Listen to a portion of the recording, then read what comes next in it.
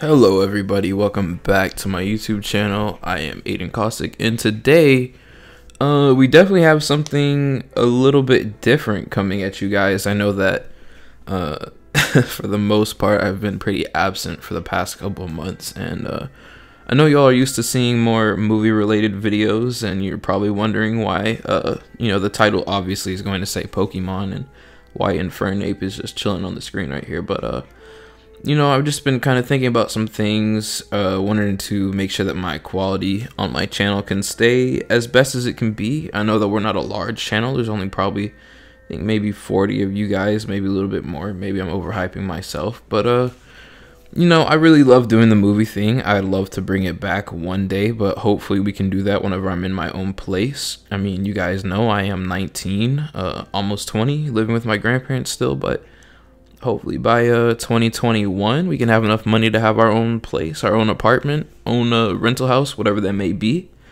Bring you guys the videos, bring you guys the quality that you guys deserve again. It is Monday, January 13th. Oscars came out today. That's been a pretty big topic. Don't really want to get into that today though, guys, because clearly, as you see, this is a Pokemon video, and I bet a couple of you guys didn't know that I really do love Pokemon. It's one of the first video games I ever played. Gen 4 first game I ever played. Diamond was my first game. Platinum was my real first love. And yeah, I've been wanting to, and now we're gonna kind of just jump into the Pokemon aspect of things, because if you're not into Pokemon and that's not your thing, you don't want to watch this video, you have every right to do. And if you do know Pokemon and you had no idea about what I was going to be talking about at the beginning of this with the movie thing, well, there you have that too. Go ahead and subscribe to the channel if you guys want to go back and look at some of those older movie reviews. Maybe going to be doing some more in the future, who knows. But for now, I'm going to be focusing on this series that I have coming up. And for the most part, all these videos are going to be pretty raw, unedited. I just kind of like to keep it that way. I kind of like the vibe of it's just you and me sitting in a room chilling, playing Pokemon together. But, I've been wanting to do a Pokemon draft league for quite some time. And I really think Gen 8, Sword and Shield, of course, is definitely going to be my year for that. So I took it to Reddit, made a post in competitive Pokemon asking, hey man, is there anybody who has, any leagues out there looking for coaches? I'd love to participate in a Pokemon draft. And shout out to Mike, the natural 1991. Sorry brother, I don't mean to butcher anything, be rude or anything like that, but he reached out to me, sent me a link, said, hey man, we're looking for coaches right now. Thought it'd be a pretty much a lot of fun. So took the chance to apply for that league, got in, thankfully. Yeah, so it's about 12 of us. It's a 12-week process. We're all going to be battling. If you don't know what competitive Pokemon, and I'm sorry if this is kind of looking annoying now that I'm starting to think about that, let's just go ahead and jump over to this page. Let's go back to team. Let's go back to list. All right, here we go.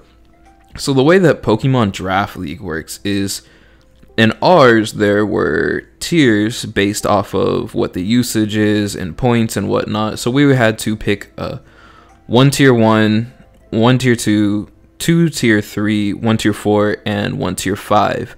And after that, you have 500 points based off of how the tiers work. Not really going to get too much into that craziness, but it was a snake draft. I was number 3 on the list, so excuse me, sorry about that. That's probably pretty gross for you guys, but keeping it unedited, keeping it raw. So I did have the chance to pick 3rd, so I did get pretty lucky with that, where it would come back to me pretty quickly and whatnot. So snake draft goes 1 to 12, then 12 back to 1, so on until we were all done picking.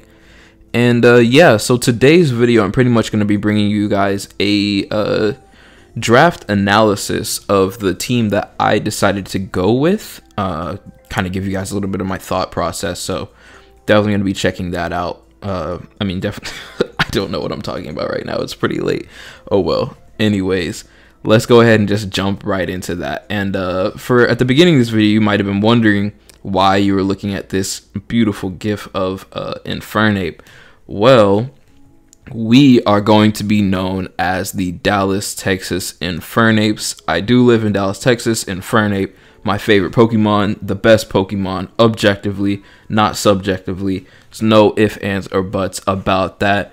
Period. End of story. Still waiting on Gen 4 remakes, but expansion pass will do. So let's no plays on the draft team name. I know you see some really cool ones out there, bro. It's Dallas, Texas Infernapes. That is what it is. No ifs, ands, or buts. So basically the way I'm going to be doing this is I'm going to just go ahead and break down for you guys in draft order the way that I got to draft my Pokemon. So starting off with our number 1 pick, I believe the first 2 mons that went were Aegislash, great pick. Excadrill, great pick. But in the metagame that we have right now with Sword and Shield, there was no other Pokemon that I could draft first other than the beast right here in front of us, Dragapult, hitting that glorious base 142 speed in a speed tier where base 100s really rule. I mean, the only other Pokemon that really kind of hit this, as you see here in this list of OU mons, you know, you have Cinderace, which is a base 119, which is great.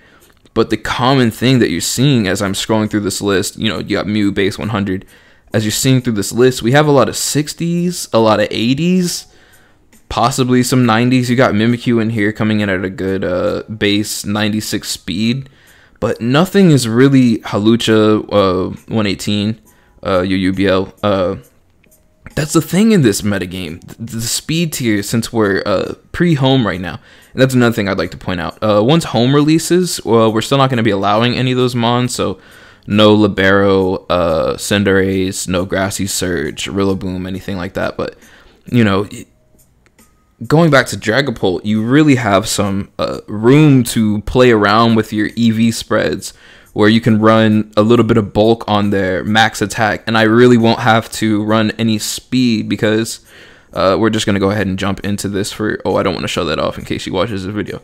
But basically, you know, my first opponent who has these mons who really aren't hitting these speed tiers other than Jolteon with a base 130, Charizard with a base 100. You scroll down this list and you look at what everyone else drafted, nothing can even touch Dragapult except for Esselgor. But what is an Esselgor really going to do to a Dragapult other than to try to yawn it or set up hazards? Which, setting up hazards, we have this in order to kind of come in and, I didn't mean to show off that set, but y'all know that set already. Pretty standard OU stuff. But you know, you have ways of getting around that and playing around that. But also, the great thing about Dragapult, has great abilities. Infiltrator, don't have to worry about sub Hydreigon, just drop a Draco on it. Shout out to Pokegame.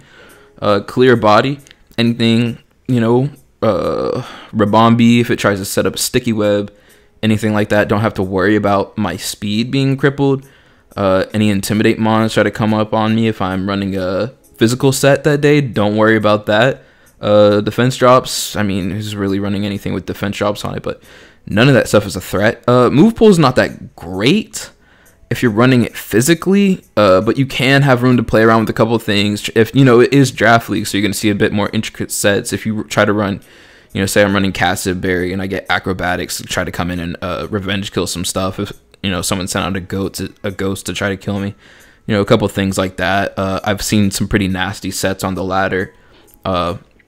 Hex, Willow, Sub, Disable, some disgusting things like that. You get priority with Sucker Punch. You can slow some things down for the rest of your team members with Thunder Wave. You can cripple physical attackers with Will-O-Wisp. You have U-Turn to get out of there with some great momentum. I mean, there's so many ways that you can run Dragapult, where I really think it is the best mon in this metagame right now, period. And that does, you know, talking about the hazards again, that brings us into our next pick, Mandibuzz. Mandibuzz is a great mon. I knew I really wanted to play with one, especially in this metagame where you have items such as heavy duty boots, which, if you don't know what heavy duty boots is, you probably aren't a Pokemon player. Basically, the one thing that always kind of crippled Mandibuzz in the past was that, say someone sets up Stealth Rocks on you, and you need to get those hazards out, but your mana buzz is at 10%, so you have no way of being able to get in and get them out, and you got to switch in your Rotom, which is also at 8%. I don't know why you're playing like this, but these things do happen where maybe your Rotom was your way to kind of come in and sweep. Heavy duty boots, you don't have to worry about that. You can come in on stealth rocks, you can come in on the steel surge rocks. Nothing is a problem to you, period. So you can get a free defog off. And speaking of man, I cannot wait for Talonflame to come in, put the heavy duty boots on the Talonflame, get the most free defog you've ever seen in your life. I mean, what is stealth rocks to a Talonflame? But anyways, that's kind of besides the point. Yeah, that's really kind of the reason why we drafted Mana Buzz, especially because we have mons like Hydreigon who can and do want to run a Choice Scarf to try to come in on Dragapult, drop a Draco Meteor on it, get it out of the way. Mana Buzz, if you run it specially defensive, or even if you run it physically defensive, you are hitting these great stats that do kind of help resist. You get the roost off after Draco, they get the stat drops. You don't have to worry about that kind of stuff. You got knockoff, so that way you can get rid of any flame orb, whatever wants to come in on you, you get rid of its item. Now it's useless. Nasty Plot, I don't know why you would ever really want to run Nasty Plot. It does get toxic. It is one of the few mons pre-home that does get toxic, which is a great asset to my team. Again, you get the U-turn momentum. The thing I love about Mana Buzz U-turn is you get the slow U-turn, so you can kind of see what your opponent's going to bring in on you. Maybe try to bring a electric type in on you, and you bring out my Toothless over here. As you can see everyone's nicknames. Toothless over here, it can resist it, or you can bring out Easy Bake, or as I'll be showing you my other picks, we do have a mon that does completely resist that period. But now kind of jumping back over to our Easy Bake, our Rotom Heat, which was our third pick. I was really happy with the way that these first three turned out. These were the three mons that I knew that I really wanted. I really did want Grimmsnarl too, if we had allowed the Gigantamax. That's another thing. Dynamax and Gigantamax is banned in our draft league, so you will not be seeing any Max Airstream shenanigans. None of that. God, I hate Dynamax, by the way, guys. It's just, I'm not a fan. But if we had Gigantamax, Grimmsnarl definitely would have been a great pick with the G-Max Snooze being able to yawn things. Set that I've kind of used, Darkest Lariat, Sucker Punch, Spirit Break, Bulk Up. When you Dynamax or Gigantamax, you get the G-Max Snooze, then you get the Max Guard from your Bulk Up. They have no choice but to go to sleep, and then you just go in and wreck shop all around. And hang on, give me 1 second while I take a sip of my water, guys. So yeah, that is a lot of fun. But let's not talk about things that aren't on the team.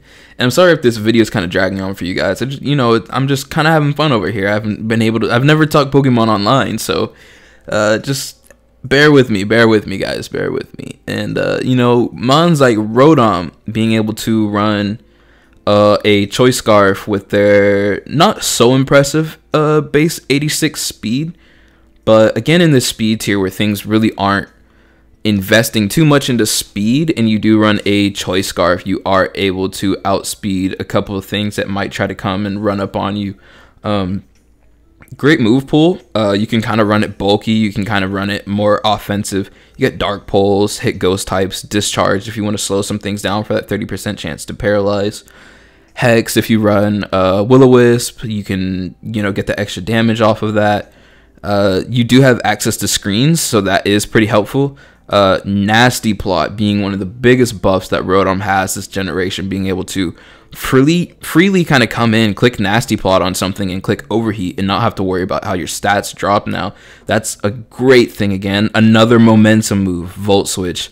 Tons and tons of momentum moves, kind of a common theme here. Substitute, Rest, Sleep Talk, any one of those things. I'm definitely going to be taking a look down here, seeing how cheeky we can get with some of these Pokemon. That's definitely going to be a lot of fun. Stay tuned for all the team builders that we have. But yeah, just a great hitter. I love Electric Stab, love the Fire Stab. Can't go wrong with it at all.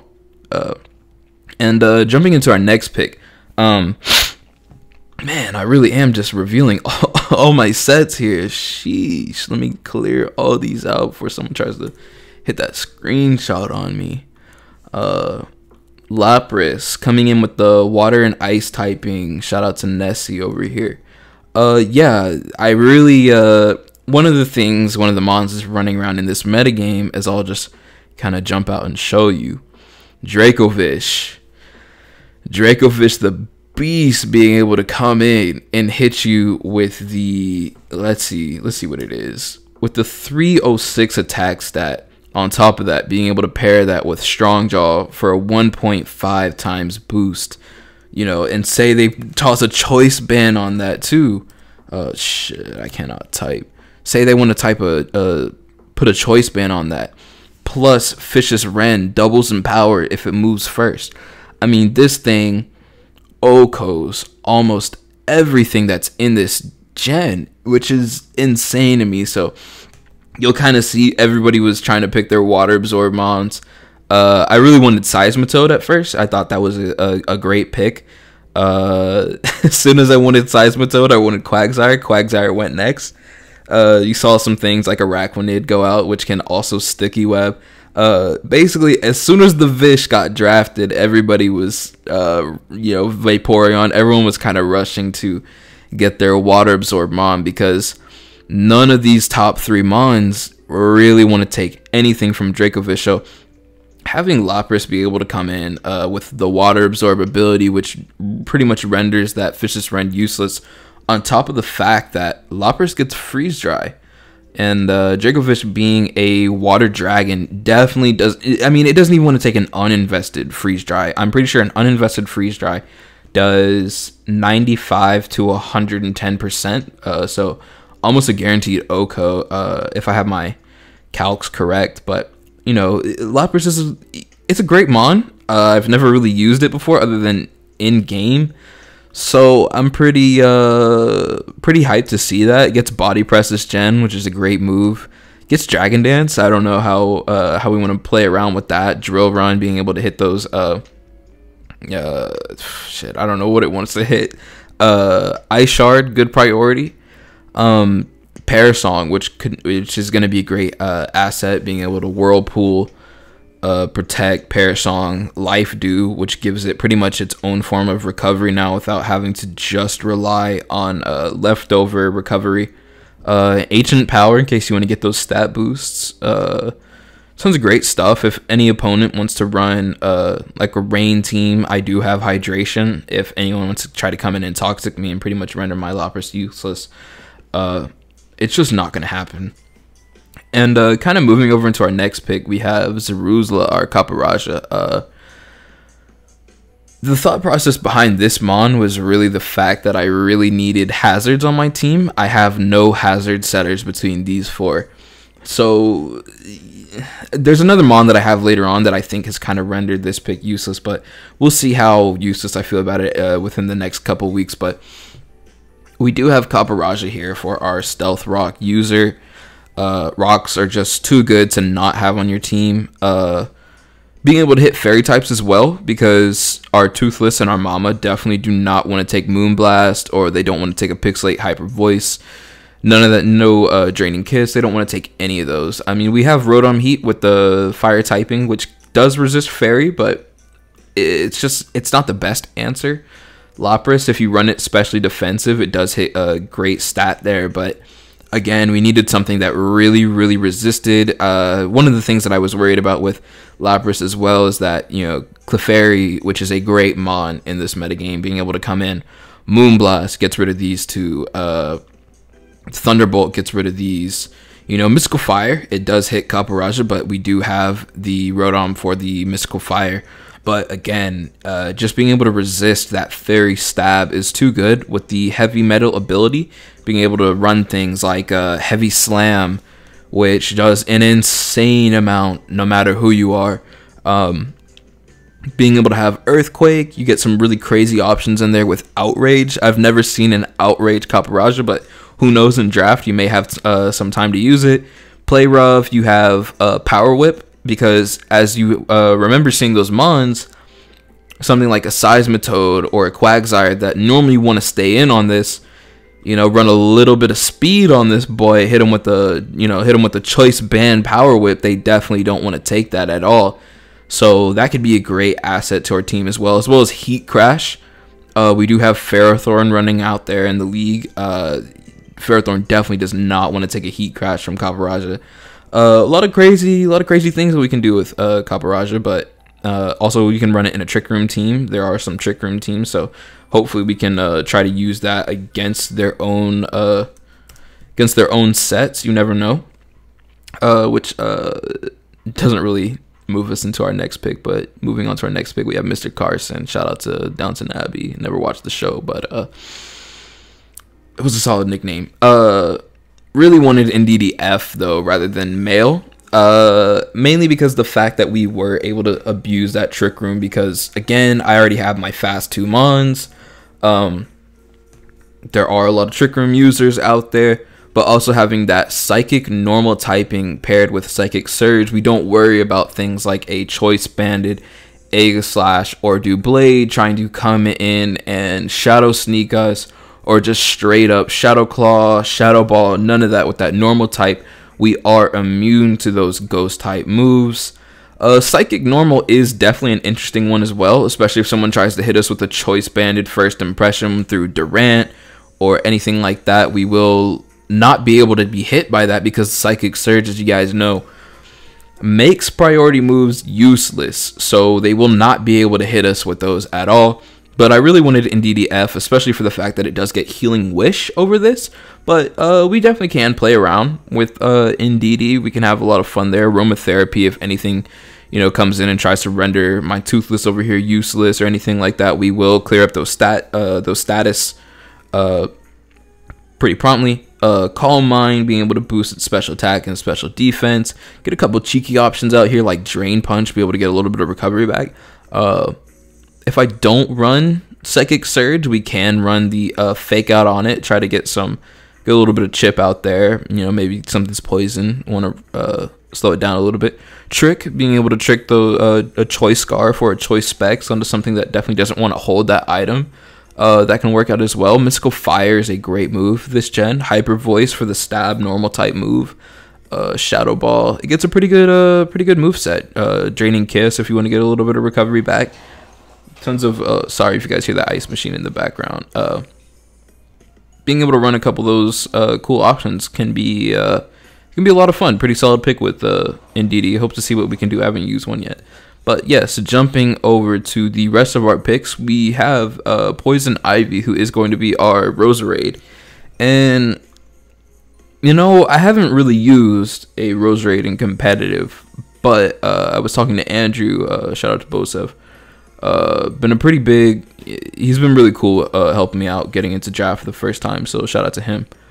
We talked over a couple picks. You know, once I had kind of put together this team, I wasn't really quite sure where to go, but being able to have yet another Fairy Resist on my team was just too good, as well as a Water Resist and a Rock and Earth Resist. Well, not really the best ground type resist, but a solid one nonetheless. With Roserade with that Grass Stab was just too good to pass up. Natural Cure, I've seen some people run Rest on this thing, even though it's not too bulky.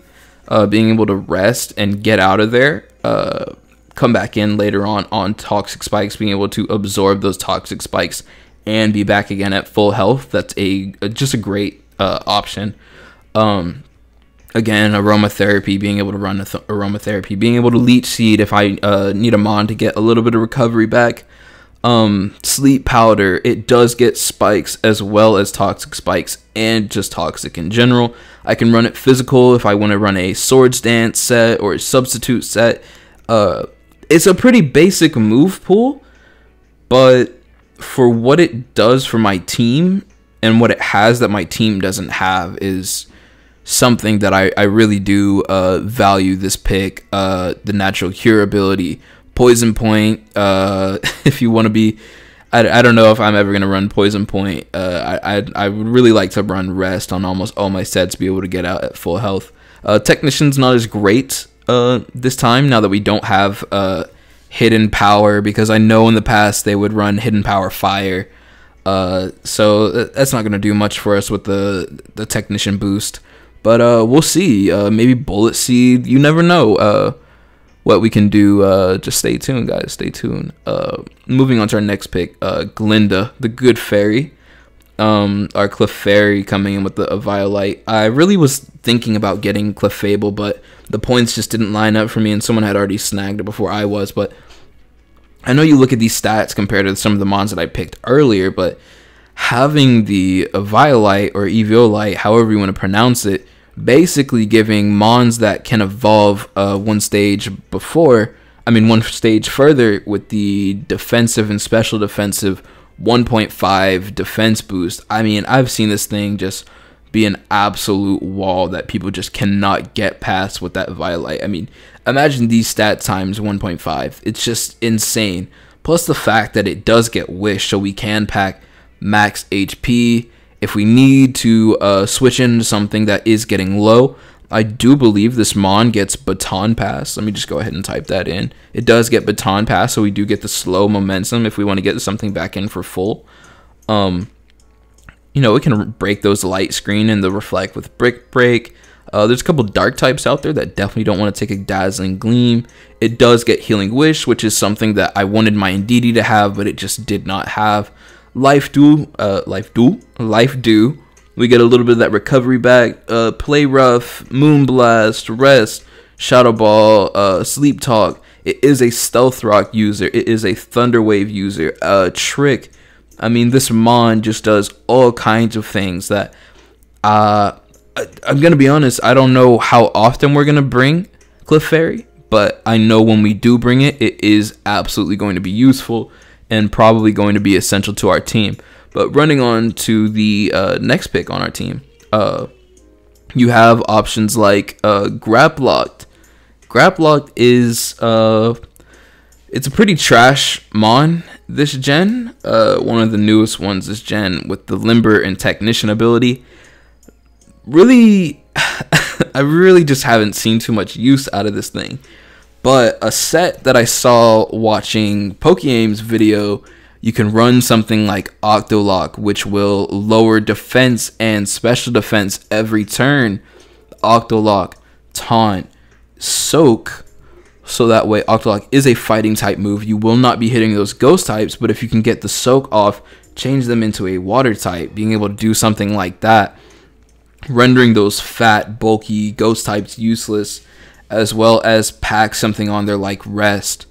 So when they think they have you dwindle down, you're burnt, you're toxic, whatever, you do hit that Rest and you come all the way back up to health, to full health again. Limber not being able to be paralyzed if something wants to try to paralyze stall you, that won't happen. So I do think that this can be pretty useful, especially for things like Toxapex. You know, if we dwindle their team down enough, you know, if you want to go for the PP stall, so that way you're not worrying about Scald or Toxic anymore on a Toxapex. It's not, a Ferrothorn's not really going to do much to you. Cofagrius isn't really going to do much to you. So we do have some cool options with that set. Liquidation, Drain Punch, stuff like that, Close Combat, just a good fighting type stab is something that I really needed for my team as well. So hopefully this thing can do some work. Not expecting too many kills from it this season, but hopefully it can kind of go in and weaken those mons that really do need to be weakened. And moving into something that doesn't need to be weakened, we have Seabiscuit, our Mudsdale. Man, I love Mudsdale. For the simple fact that every time it gets hit, period, special move, physical move, it does get the +1 defense boost, on top of the fact that in this gen it gets Body Press, which does damage based off of defense rather than attack. So you can run this thing all kinds of ways. You can put an Assault Vest on this thing, you can put a Resto Chesto on this thing, Leftovers, so we get that solid Leftovers recovery. It's it's definitely going to be an asset. And it's the pick that I was talking about earlier, with, paired with Caparage. They kind of do the same things. They both get Heavy Slam. They both get Earthquake. Those kind of things. But having that electric immunity on my team when everyone's picking Rotom, really, I think was just going to come in clutch. It is a great Stealth Rock user as well. I know I was worried in the earlier rounds of draft that I wasn't going to be able to get a good rock user, but it is a fantastic rock abuser. You know, I don't know if you're ever going to run counter or anything like that. Iron Defense. Woo! Oh man, my mind is starting to go crazy with that. You can run Body Press, Stamina, Iron Defense, and I don't even want to know what's going to want to come in on a Body Press from this thing, you know, especially if it's a ghost type. And, you know, say I had this boy out here, they were soaked. They're soaking wet. They're no longer a ghost type anymore. So now I can hit them with my Body Press, with a +3 Body Press. I mean, that's kind of crazy in itself. You know, if someone wants to run Rain or Sun or anything, I can mess that up by running Sandstorm, by getting rid of their weather, stuff like that. Payback, Giga Impact. I mean, Mudsdale's Mudsdale. It's gonna do what it does. Rock Slide for that Charizard that we saw earlier. Things like that. It's gonna do what it's gonna do. And yeah, guys, that's pretty much gonna be it for our draft team. To round it all up, we have Toothless the Dragapult, Mama the Mandibuzz, Easy Bake the Rotom Heat, Nessie the Lapras, Zaruzla the Caparage, Mr. Carson the Indeedee Male. We have Poison Ivy, our Roserade, Glinda the Good Witch, our Clefairy, Inkling, our Graplock, and Seabiscuit, our Mudsdale. And yeah, looking at some of these other teams, you know, I do have to say that I am pretty impressed. Not to toot my own horn, pretty impressed with my my first draft team. So that's gonna do it for today, guys. Stay tuned for the rest of this week. I believe I'll have a team builder coming out on Wednesday with a battle following on Thursday. Not quite sure what our schedule is going to be. Everyone's schedules are a little bit different in the league. But, you know, hopefully I can stay pretty consistent with it. You know, hopefully we get into the playoffs. You know, I don't want to expect too much for our first time. But that's going to do it for us today, guys. The Dallas, Texas Infernapes. I hope to see you in the future. Peace.